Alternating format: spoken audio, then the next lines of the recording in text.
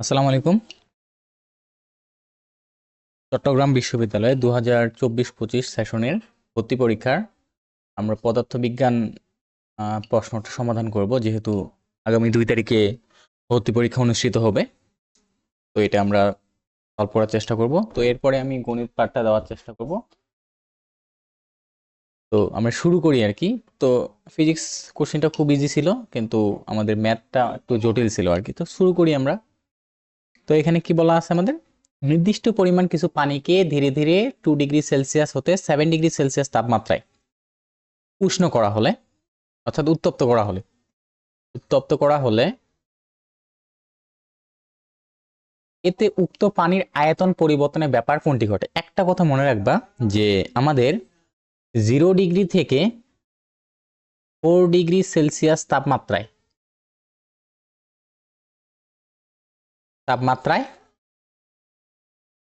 কি ঘটনা ঘটে। ঘটনাটা এরকম ঘটে, তাপমাত্রা বৃদ্ধি পেলে তাপমাত্রা বৃদ্ধি পেলে ঘনত্ব বৃদ্ধি পায়। ঘনত্ব বৃদ্ধি পায়। এখন ঘনত্ব যদি বৃদ্ধি পায় 0 থেকে 4 ডিগ্রি সেলসিয়াসে, ঘনত্ব যদি বৃদ্ধি পায়, তাহলে আয়তন কি পাবে? হ্রাস পাবে। প্রাথমিক অবস্থায় আয়তন হ্রাস পাবে, এখানে আয়তন হ্রাস পাবে। ঠিক আছে। তারপর পরবর্তীতে আমরা যে কোনো তরলের জন্য জানি যে তাপমাত্রা বাড়লে তার আয়তন বাড়বে। তারপর সাধারণ তরলের মতোই বাকিটা কাজ করবে। তারপর 4 ডিগ্রি হতে 7 ডিগ্রি সেলসিয়াস পর্যন্ত আমার কি, যে তাপমাত্রা যদি আমি বাড়াই, তাহলে এর আয়তন কি পাবে? বৃদ্ধি পাবে। আয়তন বৃদ্ধি পাবে, বৃদ্ধি পাবে। তাহলে প্রথমে কি হইলো, 0 ডিগ্রি সেলসিয়াস থেকে 4 ডিগ্রি সেলসিয়াস তাপমাত্রা বৃদ্ধি পেলে আয়তন হ্রাস পায়। কেন? কারণ ঘনত্ব বৃদ্ধি পায়। আরো একটা কথা মনে রাখবা, 4 ডিগ্রি সেলসিয়াস তাপমাত্রায় তাপমাত্রায় এই পানির ক্ষেত্রে, এই পানির ঘনত্ব হয় সর্বাধিক। এই ঘনত্ব হয় সর্বাধিক। ঠিক আছে, এটাই ম্যাক্সিমাম। তাহলে 2 ডিগ্রি থেকে 4 ডিগ্রি সেলসিয়াসে তাপমাত্রা বাড়লে আয়তন কি পাবে? হ্রাস পাবে, অর্থাৎ সংকুচিত হবে। পরবর্তীতে 4 ডিগ্রি হতে আবার 7 ডিগ্রি সেলসিয়াসে গেলে আয়তন কি পাবে? বৃদ্ধি পাবে। তাহলে এখানে আমাদের আনসার কোনটা হচ্ছে, যে প্রথমে সংকুচিত হয়ে পরে আবার কি হবে? প্রসারিত হবে। এই কথাটা খুবই ইম্পর্টেন্ট একটা প্রশ্ন, এটা বুয়েটে আসছিল কোনো একবার। তো আমরা পরবর্তী প্রশ্নে যাই। এখানে বলছে কত বেগে চললে মহাশূন্য যানে কোনো স্পেসশিপে অবস্থিত একটা লাঠির দৈর্ঘ্য আসল দৈর্ঘ্যের অর্ধেক হবে। আচ্ছা, তার মানে গতিশীল দৈর্ঘ্যটা দেখা যাবে কি আমার স্থির দৈর্ঘ্যের কত? অর্ধেক। এখন স্পেসশিপটাকে কত বেগে চলতে হবে এটা আমার জানতে চাইছে। তো ঠিক আছে, গতিশীল দৈর্ঘ্য এল আর স্থির দৈর্ঘ্য এল নট, তাহলে গতিশীল দৈর্ঘ্য হবে L0/2। তাহলে আমরা কি জানি, L is equal two L0 road over 1 minus V/c এর উপর কি হোল স্কোয়ার। তাহলে এখানে যদি মান বসাই দিই, তাহলে কত পাবো? L0/2। তাহলে এখানে L0 আর এখানে রোড ওভার 1 মাইনাস V/c এর উপর হোল স্কোয়ার। এটা কেটে গেল, দুই দিকে হোল স্কোয়ার করে দিলে এদিকে পাবো 1/4 আর এদিকে 1 মাইনাস V/c এর উপর কি হোল স্কোয়ার। তাহলে এখানে V/c এর উপর হোল স্কোয়ার থাকলো, এদিকে 1 মাইনাস 1/কত 4। তাহলে এখানে লসাগু যদি করি 4 আসবে, তাহলে 4 মাইনাস 1, তাহলে V/c ইজ ইকুয়াল 4 মাইনাস 1 মানে 3। তার মানে √3 ডিভাইডেড বাই 4 কে রুট করলে 2। তাহলে আমরা V এর মান পাচ্ছি এখানে √3/2 ইন্টু কত, এটা হলো আনসার। এরপরে দেখি যে ইলেকট্রন ভোল্ট আসলে কিসের একক। আমরা স্থিতিতড়িৎ অধ্যায়ে পড়ছিলাম V ইকুয়াল টু কি হয়, W/Q। তাহলে W ইকুয়াল টু কত আসবে? V into Q. তো ইলেকট্রন ভোল্ট, এখন কিউ ইকুয়াল টু যদি কি হয়, একটা ইলেকট্রনের চার্জ হয়, ইলেকট্রনের সমতুল্য যদি চার্জ হয়, ইলেকট্রনের সমতুল্য চার্জ, আর V ইকুয়াল টু যদি কি হয়, 1 ভোল্ট হয়, তাহলে W ইকুয়াল টু কি আসে? E into V. এটা মূলত কিসের একক? কাজের একক। আর কাজ এক ধরনের কি, শক্তি। ঠিক আছে, পরবর্তীটায় যাই। একটি তারের দৈর্ঘ্য এবং ব্যাসার্ধ অর্ধেক করা হলে ইয়াং এর গুণাঙ্ক। মনে রাখবা, ইয়াং এর গুণাঙ্ক তোমার শুধুমাত্র কিসের উপর নির্ভরশীল? উপাদানের উপর। এটি শুধুমাত্র উপাদানের উপর নির্ভরশীল, শুধুমাত্র উপাদানের উপর নির্ভরশীল, উপাদানের উপর নির্ভরশীল, উপাদানের উপর নির্ভরশীল। অন্য কোনো প্যারামিটারের উপর এটা নির্ভরশীল নয়, শুধুমাত্র উপাদানের উপর নির্ভরশীল। উপাদান চেঞ্জ হলে এটা চেঞ্জ হবে, উপাদান চেঞ্জ না হলে এটা চেঞ্জ হবে না। তুমি ব্যাসার্ধ দৈর্ঘ্য যেটাই পরিবর্তন করো না কেন এর কোনো পরিবর্তন হবে না, তাহলে কোনো পরিবর্তন হবে না। ঠিক আছে, পরবর্তী প্রশ্ন, খুব অল্প সময়ে মধ্যে বড় মানের একটা বল প্রযুক্ত হলে তাকে কি বলা হয়? তাকে বলা হয় ঘাত বল। এটা ডেফিনেশন থেকে আসছে, এটা ঘাত বল। পরবর্তী কোশ্চেন বলছে নিচের কোনটি দিক পরিবর্তী ভোল্টেজ এর উদাহরণ? এখানে আমাদের দিক পরিবর্তী ভোল্টেজ মানে কি? পর্যায়কালে অর্ধেক সময় যেদিকে চলবে, পর্যায়কালে বাকি অর্ধেক সময় তার বিপরীত ডিরেকশনে চলবে। তো দেখো এখানে এই যে এটা একটা টোটাল পর্যায়কালে অর্ধেক সময় যে ডিরেকশনে চলছে, বাকি অর্ধেক সময় তার বিপরীত, তাহলে এটা দিক পরিবর্তী। এখানেও ঘটনাটা দেখি, এটা একটা পর্যায়কালে অর্ধেক সময় এই যে এখান থেকে এই পর্যন্ত এটা যে জায়গায় চলছে, বাকি অর্ধেক সময়টাও কি ওই একই তার বিপরীত দিকে চলছে আর কি, বিপরীত দিকে চলছে। তাহলে এটাও আমাদের কি দিক পরিবর্তী প্রবাহের উদাহরণ। এটা তো দিক পরিবর্তী প্রবাহই, পর্যায়কালে অর্ধেক সময় এদিকে, বাকি অর্ধেক সময় তার নিচের দিকে, এটাও দিক পরিবর্তী। তাহলে এখানে কি হচ্ছে? সবগুলোই হচ্ছে। আমরা পরবর্তী কোশ্চেনে দেখি যে একজন ব্যক্তি কোনো স্থানে যাওয়ার সময় ঘন্টায় 4 মাইল বেগে যায় এবং আসার সময় ঘন্টায় 5 মাইল বেগে ফেরত আসে। তার গড় গতিবেগ চাইছে। আচ্ছা, তাহলে গড় গতিবেগ এটা দ্রুতই হওয়ার কথা আর কি। তো মনে করো এখান থেকে যাচ্ছে কোনো একটা জায়গায়, এখানে ডেস্টিনেশন v1 বেগে গেল এবং ওখান থেকে আবার এদিকে ফেরত আসলো কত? v2 বেগে ফেরত আসলো। তাহলে এখানে গড় বেগটা মনে রাখবা, বা গড় দ্রুতিটা হয় কি 2v1 v2 divided by v1 plus কত v2, এটার মাধ্যমে বের করতে হয়। তো আমরা v1 ধরে নিলাম কত 4 মাইল পার আওয়ার, আর v2 এর মান হলো কত 5 মাইল পার আওয়ার। তাহলে এই ভ্যালুগুলো বসায় দাও, 2 into 4 into 5 divided by 4 plus 5, তাহলে এখানে আসবে 40 ডিভাইডেড বাই 9, 4 নং 36, তাহলে 4 পয়েন্ট, আর আবার 4 আসে, দশমিক নিয়ে যদি 0 নেই তাহলে 4 নং 36, হ্যাঁ 4.44, হ্যাঁ এটা হলো আনসার। ঠিক আছে, এটাই আসবে 4.44। ওখানে কিন্তু ক্যালকুলেটর ইউজ করতে দেয়, মনে হয় 100 ms ইউজ করতে দেয় আর কি। তো বলছে দুটি তরঙ্গের মধ্যে দশা পার্থক্য, মনে রাখবা এই যে দশা পার্থক্য, ডেল্টা ডেল দিয়ে যদি আমি বলি দশা পার্থক্য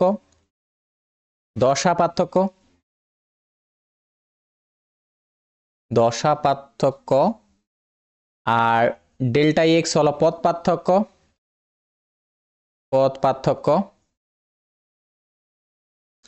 আর ডেল্টা টি হলো দুইটি কোণার সময়ের ব্যবধান। এটা থেকে বেশ ভালোই প্রশ্ন আসে, ওই জন্য আমি টোটালটা এখানে লিখে দিচ্ছি। এটার ফর্মুলাটা হলো আমাদের কি delta T by capital T, আর ডেল্টা এক্স বাই ল্যামডা, আর এখানে delta del divided by twice pi. তো যখন যেটা তোমার প্রয়োজন হবে। এখন আমাদের কি দেওয়া আছে? আমাদের দশা পার্থক্য দেওয়া আছে, এটাকে অবশ্যই রেডিয়ানে নিতে হবে।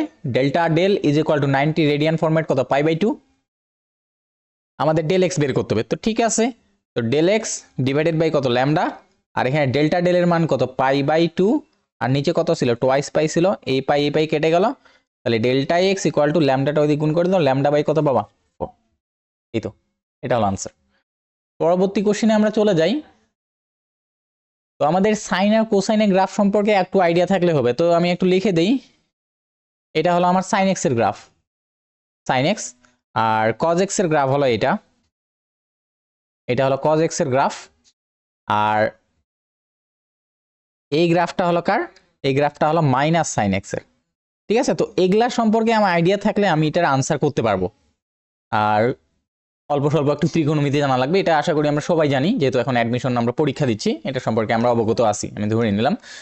তাহলে এই টার্মটাকে যদি আমি এখানে লিখি y ইকুয়াল টু a, আর এখানে সাইন আমি যদি 90-কে আগে লিখি 90 ডিগ্রি প্লাস এক্স, তাহলে 90 এটা বিজোড় গুণিতক, তাহলে সাইনটা হয়ে যাবে কি cos এক্স কোন কোয়াড্রেন্ট? সেকেন্ড কোয়াড্রেন্ট, তাহলে গেল প্লাস সেকেন্ড কোয়াড্রেন্টে cos পজিটিভ, তাহলে y ইকুয়াল টু আসলো a cos x। তাহলে cos x এর গ্রাফ কোনটা? এই যে এটা, এই যে cos x এর গ্রাফ আমার কোনটা? এই যে হলুদ। তো এই যে ডট ডট একটু বেশি গ্যাপ করে যে ডটটা, সেটা কি বোঝাচ্ছে? বি এর গ্রাফ বোঝাচ্ছে না? তাহলে আনসার হবে কি এটা বি। ঠিক আছে, এটা আনসার হবে কি বি।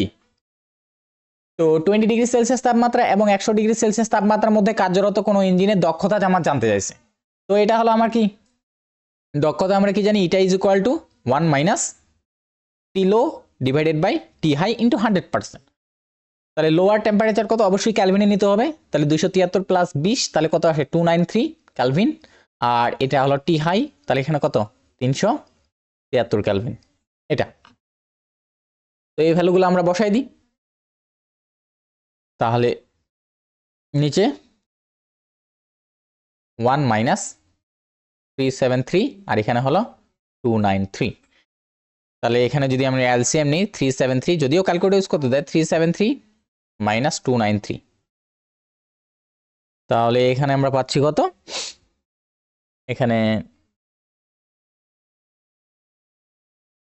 আমরা যদি ক্যালকুলেট করে নিই একবারে,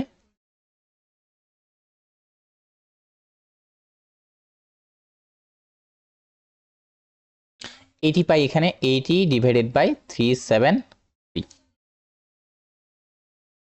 তাহলে ভ্যালু পাচ্ছি আমরা 0.214। ওখানে ক্যালকুলেটর ইউজ করতে দেয় এটা। তো আধানের কোয়ান্টায়ন কি ছিল, Q equal to N into E. E ছিল কি ইলেকট্রনের চার্জ কত 1.6 into 10 to the power minus 19। আর এখানে এই এন ছিল কি, এন বিলংস টু জেড, পূর্ণ সংখ্যা সেট। ঠিক আছে, তো এখন আমার বলছে নিচের কোনটি আমার চার্জ থাকা সম্ভব। তাহলে ফার্স্ট অপশনের জন্য যদি আমরা দেখি, আমাদের এন বের করতে হবে মেনলি। তাহলে কিউ বাই কত ই, তাহলে কিউ এর মান কত, একটা করে আমরা বসাবো 1.6 into 10 to the power minus 19, 10 to the power minus 19। তো আমরা চারটা অপশনই বসাই, আমার চেক করতে হবে যে কোনটার জন্য আসলে রাইট। চারটাই আমরা বসাই দেখব।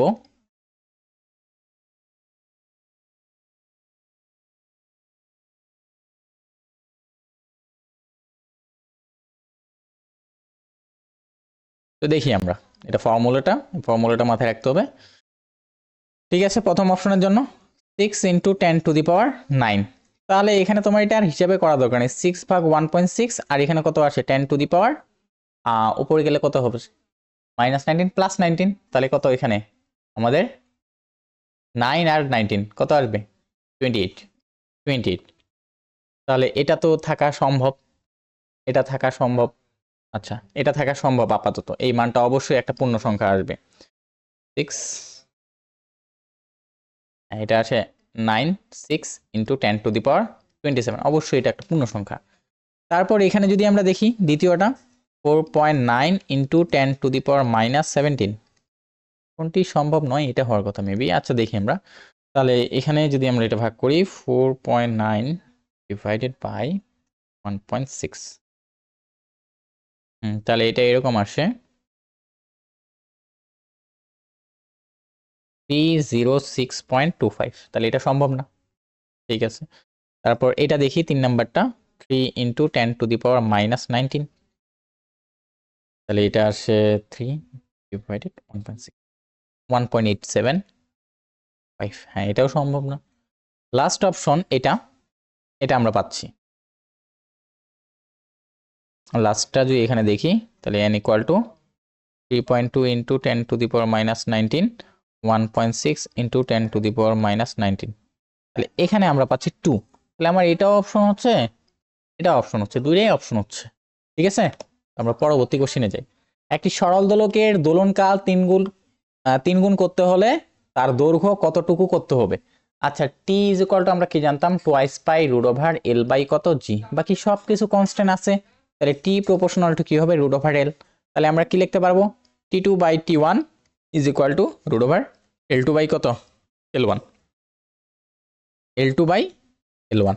এখানে আমি T1 ইজ ইকুয়াল টু ধরে নিলাম টি, শেষে আমার দোলনকাল T2 করা হয়েছে কত 3t, 3 গুণ করা হয়েছে। তাহলে আমি যদি মান বসাই টি ডিভাইডেড বাই টি, দুই দিকে হোল স্কোয়ার করে দিই, হোল স্কোয়ার, তাহলে L2 আর নিচে কত L1, তাহলে L2 ইজ ইকুয়াল টু কত আসবে, টি কাটা গেল 3 স্কোয়ার মানে 9, L1, তাহলে কত গুণ করতে হবে 9 গুণ করতে হবে, কার্যকর দৈর্ঘ্য 9 গুণ করতে হবে। ভূপৃষ্ঠ থেকে m ভরে একটি বস্তু বা পাথরকে বেগে উপরের দিকে নিক্ষেপ করা হয়েছে খাড়াভাবে, এই যে এটাকে একটা বেগ দিয়ে ভি বেগে ধরে নিলাম, উপরের দিকে নিক্ষেপ করা হয়েছে, ফলে এই বস্তুটা এই উপরে গিয়ে আবার কি ফেরত আসবে। তাহলে এইখানে আমার কি, এখানে বেগটা কত 0, তাহলে এখানে গতিশক্তি নাই, আর এইটাই সর্বোচ্চ উচ্চতা, তাহলে এখানে বিভব শক্তি কি সর্বোচ্চ, এখানে বিভব শক্তি সর্বোচ্চ। আর গতিশক্তি কি, গতি শক্তি শূন্য। আর এই জায়গায় আমার গতিশক্তি সর্বোচ্চ, কোনো উচ্চতা নাই, ওই জন্য বিভব শক্তি শূন্য, ভূমির সাপেক্ষে আর কি। উপরের দিকে নিক্ষেপ করা হলো, নিচের কোন বিবৃতিটি সঠিক নয় দেখি। তাহলে পাথরটি সর্বোচ্চ বিন্দুতে গতিশক্তি শূন্য, হ্যাঁ এটা ঠিক আছে, সঠিক নয় বলছে। পাথরটি সর্বোচ্চ বিন্দুতে স্থিতিশক্তি শূন্য, না স্থিতিশক্তি তো শূন্য না, স্থিতিশক্তি সর্বোচ্চ হয়, তাহলে এটা হবে আনসার। বাকিগুলো পড়ে দেখি। নিক্ষেপণ বিন্দু থেকে সর্বোচ্চ বিন্দু পর্যন্ত সকল অবস্থানে মোট শক্তি সমান, হ্যাঁ শক্তি সংরক্ষণশীলতা নীতি কি বলে যে আমার মোট শক্তিটা সেম থাকবে। হ্যাঁ উপরে গেলে গতিশক্তির মান কমবে, বিভব শক্তির মান আস্তে আস্তে বাড়বে, কিন্তু এট দ্য সেম টাইম আমাদের মোট শক্তির পরিমাণ কি থাকবে, সেম থাকবে, কনস্ট্যান্ট থাকবে। তারপর পাথরটি নিক্ষেপণ বিন্দুতে গতিশক্তি সর্বোচ্চ, হ্যাঁ কারণ এখানে কোনো উচ্চতা নেই, টোটাল শক্তি কি শক্তি, গতিশক্তি, বিভব শক্তির মান কত, শূন্য, তাহলে আমার বি অপশন হবে আনসার এটা। আমরা পরবর্তী কোশ্চেনে চলে যাই। একটি ধাতব পৃষ্ঠে অতি বেগুনি রশ্মি আপতিত হলে কোন কণা নির্গত হয়। আচ্ছা এটা হলো ফটোতড়িৎ, এটা হলো ফটো ইলেকট্রিক ইফেক্ট।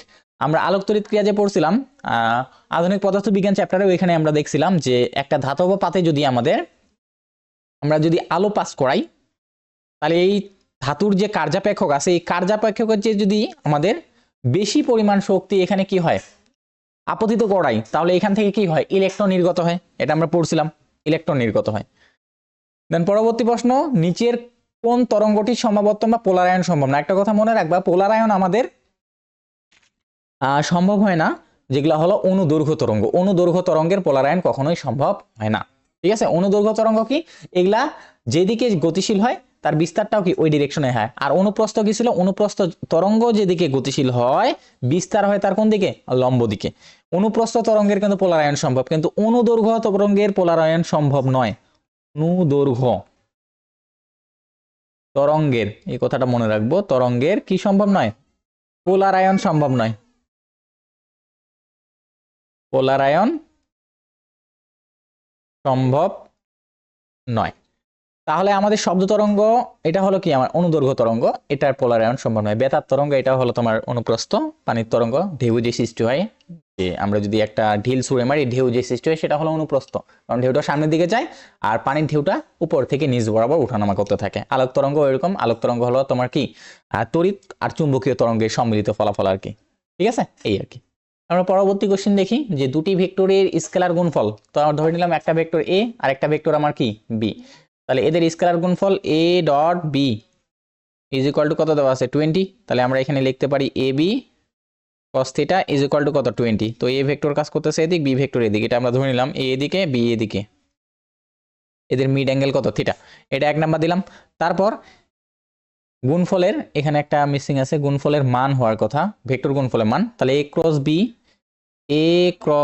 বি এর মান হলো কত 6√2, তাহলে এটা কত এ বি সাইন থিটা 6√2।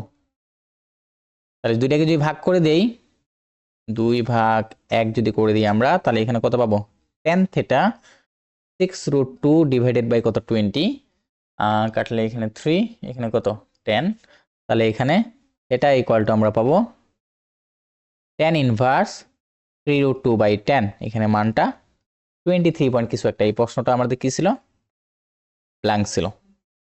দেন পরবর্তী কোশ্চেন, মিটার ব্রিজের, এখানে বলছে মিটার ব্রিজ নিচের কোন ভিত্তিতে কাজ করে, এটা হলো হুইটস্টোন ব্রিজ নীতি অনুযায়ী কাজ করে, ঠিক আছে। অ্যাম্পিয়ারের সূত্র কি, অ্যাম্পিয়ারের সূত্র একটা তড়িৎ পরিবাহী তারের চারপাশে কি নির্ণয় করে, চৌম্বক ক্ষেত্রে মান নির্ণয় করে। কিসের সূত্র কি, কিসের সূত্র কোনো বদ্ধবর্তনী ক্ষেত্রে, একটা হলো তোমার ভোল্টেজ নিয়ে কাজ করে, আর একটা হলো তোমার তড়িৎ জাংশন, অনেকগুলা তড়িৎ যে বিন্দুতে মিলিত হয় সেখানে তোমার আগত কারেন্ট আর নির্গত কারেন্টের সমষ্টি কি সমান হয়। বায়োট-সেভার্ট লটাও সেম, যে একটা তড়িৎবাহী তার থেকে আর দূরত্বে কোনো একটা বিন্দুতে কিসের মান, আমার চৌম্বক ক্ষেত্রের মান নির্ণয় করে, এগুলাই আর কি। তো বলছে একটি বাড়ির মেইন মিটারে 5 অ্যাম্পিয়ার এবং 224 চিহ্নিত আছে, ওই বাড়িতে নিরাপদে 100 ওয়াটের কতটি 100 ওয়াট এর কয়টি বাল্ব ব্যবহার করা যাবে। তো আমরা পি ইকুয়াল টু কি জানি, ভিআই, এটা আমরা জানি। তাহলে আমরা ধরে নিলাম কয়টা বাল্ব, আমরা ধরে নিলাম এনটা বাল্ব ইউজ করা যাবে, একটা বাল্বের ক্ষমতা কত 100 ওয়াট এনটা। আর এদিকে ভি এর মান কত 220 আর আই এর মান কত 5। তো আমরা যে একটা শূন্য কেটে দেই, তাহলে 5 একে 5, 5 দুগুণে 10, তাহলে n ইকুয়াল টু কত আসবে 22/2 which is equal to 11। তাহলে 11টি বাল্ব আমরা নিরাপদে জ্বালাইতে পারবো। পরবর্তী কোশ্চেন, একটি ঘড়ির সেকেন্ডের কাঁটার কৌণিক বেগ কত? তাহলে সেকেন্ডের কাঁটাটা এখান থেকে ঘোরা শুরু করে টোটালটা ঘুরে যখন এখানে আসে তখন একটা পূর্ণ স্পন্দন সম্পন্ন করে, আর পূর্ণ স্পন্দনের জন্য প্রয়োজনীয় সময়টাকে বলা হয় কি পর্যায়কাল। তাহলে সেকেন্ডের কাঁটা এখান থেকে ঘোরা শুরু করে টোটালটা ঘুরে যদি এখানে আসে এতে অতিবাহিত হয় কত সেকেন্ড? 60 সেকেন্ড। আর ওমেগা ইজ ইকুয়াল টু আমরা জানি টোয়াইস পাই বাই কত টি। তো এখানে টোয়াইস পাই বাই টি এর মান কত সেকেন্ড? 60 সেকেন্ড। কাটাকাটি করলে এখানে 30, তাহলে কত পাবো? Pi by 30। হয়তো এরপর এবার কিসের দিল? মিনিটের কাটা দিয়ে দিল। তাহলে এখান থেকে টোটালটা ঘুরে এই পর্যন্ত আসবে মিনিটের কাটা মানে কত মিনিট? 60 মিনিট। তাহলে সেকেন্ডে নিলে 60 × 60 3600 আসবে। ঘন্টার কাটা হলে 12 ঘন্টা, তাহলে কত? 12 × 60 × 60, ঠিক আছে 86,400 আসবে। এই তো এভাবেই। তাহলে এটা আনসার 5/30। অবশ্যই রেডিয়ান পার সেকেন্ড একক যদি হয়। তো গরম বস্তু ঠান্ডা করতে কোনটি সবচেয়ে কার্যকর হবে? মনে রাখবা যার আপেক্ষিক তাপ বেশি সেটা বেশি কার্যকর হবে, যার আপেক্ষিক তাপ বেশি। তো বাতাস দিয়ে হবে না, বরফ, হ্যাঁ এই দুইটার ক্ষেত্রে আমরা কম্পেয়ার করতে পারি। তো আমার পানির আপেক্ষিক তাপ হলো কত? 4200 joule per kg per kelvin. প্রতি 1 কেজি পানি থেকে সে 1 ডিগ্রি তাপমাত্রা কমানোর জন্য কতটুকু তাপ বের করতে পারবে? 4200 জুল। কিন্তু বরফ সেই কাজটা কত করতে পারবে? 2100 joule per kg per kelvin. ফলে কি পানিটা বেশি উপযোগী হবে না? বুঝে গেছে এই আর কি। তো পরের প্রশ্ন যাই। ভূপৃষ্ঠ হতে ভরে একটা বস্তুকে কমপক্ষে কত বেগে সোজা উপরের দিকে নিক্ষেপ করলে সেটি আর ফিরে আসবে না? এটা কি আমাদের মুক্তিবেগ ছিল না? তো মুক্তিবেগের জন্য আমরা এসকেপ ভেলোসিটি জানতাম কি? √2gm ডিভাইডেড বাই r, এটা ছিল। কিন্তু অপশনে এটা নাই। আমরা কি জানি? Small g equal to gm by কত? r square. তো ঠিক আছে, আমি লব আর হরকে যদি একটা r দ্বারা গুণ করি এখন, তাহলে 2gm divided by r square into r, এটা দিয়ে গুণ করলাম। তো gm বাই r কে কি বলা হয়? Small g। তাহলে 2gr, এটাই হলো আমার কি এসকেপ ভেলোসিটি, অপশন এ। আর এর মানটাও মনে রাখবা 11.6 কিলোমিটার পার সেকেন্ড। এটা কার জন্য? এটা পৃথিবীর জন্য। পরবর্তী কোশ্চেন, পৃথিবীর ব্যাসার্ধ r হলে পৃথিবীর পৃষ্ঠ হতে কত গভীরে অভিকর্ষ ত্বরণ? পৃথিবী পৃষ্ঠের অভিকর্ষ ত্বরণে 1/3 হবে। মানে জিডি ইজ ইকুয়াল টু কত হবে? GE by 3। জিই ধরে নিলাম পৃথিবী পৃষ্ঠ অভিকর্ষ ত্বরণ। তো আমরা জানি G D is equal to G E 1 minus D by কত? আর ডি হলো গভীরতা, যতটুকু গভীরতায় গেছি। তো এখানে মান বসাও, জিই বাই কত? 3, আর এখানে জিই 1 মাইনাস ডি বাই কত? আর। তাহলে এটা কাটা গেল। তাহলে এখানে এটাকে এদিক নিয়ে আসি, ডি বাই আর, এদিকে কত থাকে? 1, আর এই যে 1/3 এই পাশে আসে কত? -1/3। তাহলে নিচে 3 মাইনাস 1, তাহলে ডি ইজ ইকুয়াল টু কত আসবে? 2/3 ইন্টু কত? আর 2/3 আর, এটা আনসার। তো পরবর্তী কোশ্চিনে যাই। 6 কেজি ভরে একটা স্থির বস্তু, আদিতে বেগটা কত? ভি ইনিশিয়াল, এই বেগটা কত? 0 মিটার পার সেকেন্ড। 6 সেকেন্ড ধরে 2 নিউটন বল প্রযুক্ত হলে বেগের পরিবর্তন কত? আচ্ছা, ফোর্স ইকুয়াল টু আমরা কি জানি? ভর ইন্টু ত্বরণ। তো ভর থাকলো, ত্বরণ মানে কি? বেগের পরিবর্তন বাই সময়। তাহলে এখানে আমরা এখন এইখানে মান বসাই। বলের মান আমার হলো কত? 2 নিউটন, আর ভরের মান কত? 6 কেজি ইন্টু ডেল ভি বের করব। আর সময়ের মান কত? 6 সেকেন্ড। এটা কাটা যাচ্ছে, তাহলে ডেল ভির মান কত আসতেছে? 2 মিটার পার সেকেন্ড। ঠিক আছে, তাহলে 2 মিটার পার সেকেন্ড আসলো। তাহলে পরবর্তী কোশ্চেন, দুটি বস্তুর সংঘর্ষের ফলে তাপ উৎপন্ন যে হয় এটি কোন ধরনের প্রক্রিয়া? এই যে তাপটা উৎপন্ন হলো, এই তাপটা কি পরিবেশে চলে যায় না? এই তাপটাকে কোনোভাবে কিন্তু পুনরুদ্ধার করা যায় না, ঠিক আছে?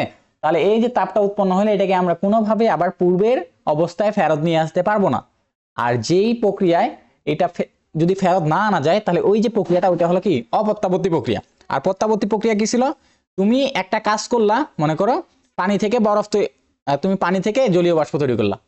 যতটুকু তুমি তাপ দিছো, জলীয় বাষ্প থেকে সেম অ্যামাউন্টের তাপ যদি তুমি বর্জন করে নাও, আবার ওটা কি পানিতে তৈরি হয়ে যাবে, ঠিক আছে? যদি অপচয় না থাকে তাহলে এটা কি তোমার প্রত্যাবর্তী প্রক্রিয়া, এটা অপ্রত্যাবর্তী প্রক্রিয়া, ঠিক আছে?